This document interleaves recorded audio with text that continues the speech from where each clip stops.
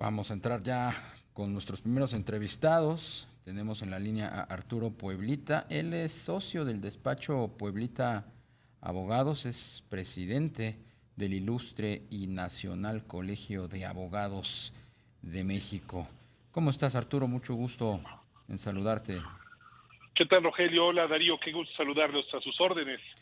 Pues interesado en conocer tu punto de vista sobre esta reciente determinación que adoptó la Suprema Corte de Justicia, que declaró inconstitucional el decreto mediante el cual el presidente o el gobierno del presidente López Obrador pues intentó darle un estatus de obras de seguridad nacional al Tren Maya, a la refinería, y por lo tanto pues dejarlas al margen de lo que son las auditorías del INAI. Sí, mira, con todo gusto. Mira, era de esperarse esta resolución. Yo creo que estaba más que cantada. Se trataba de un acuerdo del presidente de la República a través del cual se limitaba el poder conocer el contenido y la información relacionada con los costos y con los estudios de impacto ambiental y con una serie de medidas de estas obras catalogadas como prioritarias por el presidente de la República, pero que no necesariamente pueden ser considerados o debieran ser considerados como cuestiones de seguridad nacional, porque de lo contrario estaríamos abriendo la puerta para que prácticamente cualquier tipo de actuación por parte del Estado, por el simple hecho de ser realizada por el gobierno, pues podría ser catalogada como tal. Entonces, de alguna manera, era de preverse que la Suprema Corte declarara la inconstitucionalidad de estas normas, porque precisamente en virtud de la controversia constitucional presentada por el INAI, mucho del aspecto que se estaba discutiendo en esta controversia era justamente el derecho al acceso a la información que tenemos los ciudadanos y la posibilidad de que el Estado esté rindiendo cuentas respecto a sus actividades públicas. Claro. En este sentido, Arturo, ¿habría, digamos, que de nueva cuenta que llevarse a la Corte este decreto?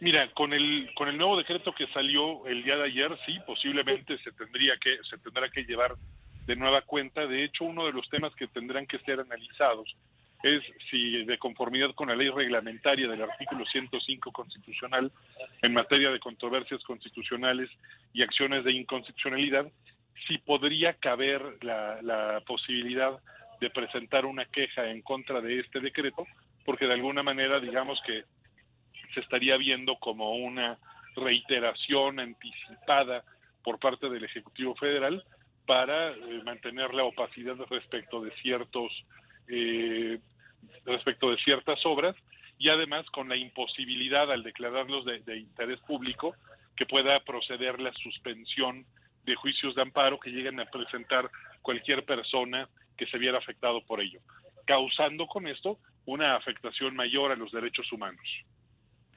En otro terreno, pero no se distancia tanto de este asunto de la Corte, pero va ahora sí que junto con pegado. Sí te enteraste, Arturo, que el gobierno del presidente López Obrador pues realizó la primera expropiación de su gobierno hoy por la mañana al asegurar tres tramos de una concesión del Grupo México. Esto, ¿cuál sería tu lectura? ¿Cuál es tu interpretación legal sobre este tema? ¿Es factible que haga eso? En este caso, el afectado tiene eh, pues elementos jurídicos para detener eso. Mira, según entiendo, no es propiamente una expropiación, sino es una ocupación temporal. Para temas de derecho administrativo existen varias formas Ajá. a través de las cuales la administración pública puede entrar al rescate de concesiones o puede realizar actividades o puede intervenir en actividades que considere prioritarias. Yo creo que se tendrá que analizar con absoluto detalle la constitucionalidad de estos actos, si además se realizaron verdaderamente al amparo de la normatividad y en apego a derechos fundamentales. llama mucho la atención, y uno de los primeros temas que ha trascendido es el retraso que existió en la publicación del Diario Oficial de la Federación, y que todo parece indicar que estaba determinado para que cuadraran los horarios de publicación y de la toma de las instalaciones de Grupo México por parte de elementos de la Marina. Sin lugar a dudas es un tema que nos dará mucho de qué A hablar, ver, que tendremos que perdón. estudiarlo a detalle. No entendí eso. Sí. O sea, como que primero tomaron las instalaciones y después publicaron el decreto.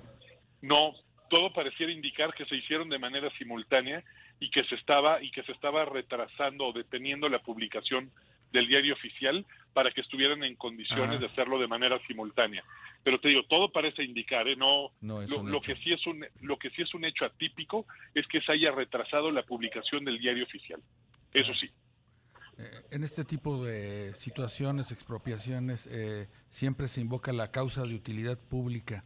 En este caso, ¿tú ves que sería, digamos, que el argumento adecuado para, pues, digamos, que tomar, como tú dices, temporalmente estos tramos ferroviarios? Mira, se tiene que revisar con absoluto detalle si se acredita la utilidad pública y si se está sujetando a las formalidades esenciales del procedimiento. Como decimos los abogados, comúnmente las causas de utilidad pública es un concepto que termina analizando y determinando el juez, y en caso de que no se acredite esta causa de utilidad pública, o en caso de que el procedimiento no se haya sujetado a derecho, pues en ese caso queda la posibilidad que un juez de distrito del Poder Judicial de la Federación pudiera llegar a determinar una suspensión de los actos realizados. O en su caso, esperar a la sentencia definitiva y ordenar al Estado mexicano restituir el uso y el acceso a las instalaciones, y en su caso incluso hasta podrían iniciarse procedimientos de responsabilidad patrimonial del Estado si se acreditara que esta actuación se hizo sin sujetarse a las normas, causándole un perjuicio a la empresa que goza del título de concesión, y que en ese caso pues se le tendría que pagar una indemnización a esta empresa. Pero todo esto serían procedimientos que llevarían algunos años en su determinación. Lo preocupante de esto es que por una situación de hecho momentánea, pues se puedan generar afectaciones a los inversionistas mexicanos de manera permanente. Vamos a pensar hipotéticamente que por lo que comentas de que se está haciendo o parecería, se observa un poco atípico el procedimiento, ¿habría elementos para que un juez otorgara un amparo? Pensemos si un juez le otorgara un amparo al Grupo México en los próximos días, ¿los elementos de la Secretaría de la Marina estarían obligados a retirarse?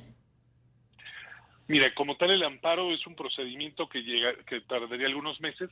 Podría haber una suspensión, pero la suspensión comúnmente prevé que las cosas se mantengan en el estado en el que se encuentran, salvo que en algunas ocasiones el mismo juez, haciendo una ponderación de la apariencia del buen derecho y el peligro en la demora, pudiera eventualmente tomar una medida cautelar en donde ordenara a las autoridades que regresaran a los particulares el uso de las instalaciones. Eso es algo que se va a tener que definir en función de la demanda que llegue a presentar y de los medios de defensa que presente Grupo México. Claro. ¿Y un proceso de indemnización también sería, desde tu punto de vista, algo dilatado, Arturo? Sí, sin lugar a dudas. En esos casos, en el artículo 113 de la Constitución está prevista la responsabilidad patrimonial del Estado, y hay una ley de responsabilidad patrimonial del Estado que tiene muy poca aplicación en la práctica, pero que bueno, tiene previsto que en aquellos casos en donde hubiera una actuación administrativa irregular, es decir, una actuación de la administración pública que no se ajuste a derecho y que cause un daño particularmente grave a un ciudadano o a una empresa, pueden exigir una indemnización. Es un procedimiento largo que se lleva ante los propios órganos de la administración pública y después ante el Tribunal Federal de Justicia Administrativa, pero bueno, la vía está expedita, y lo que puede llegar a suceder con esto es que los daños y perjuicios que se llegaran a generar se actualizarán por el paso del tiempo y se pueden llegar a generar indemnizaciones muy costosas para los mexicanos en caso de que se acreditara que se trató esto de una actuación irregular. Pues Arturo Pueblita, socio del despacho Pueblita Abogados, presidente del Ilustre y Nacional Colegio de Abogados de México. Como siempre, muchísimas gracias por tu disponibilidad. Muchísimas gracias, estoy a tus órdenes. Buena tarde. Hasta luego. Hasta luego.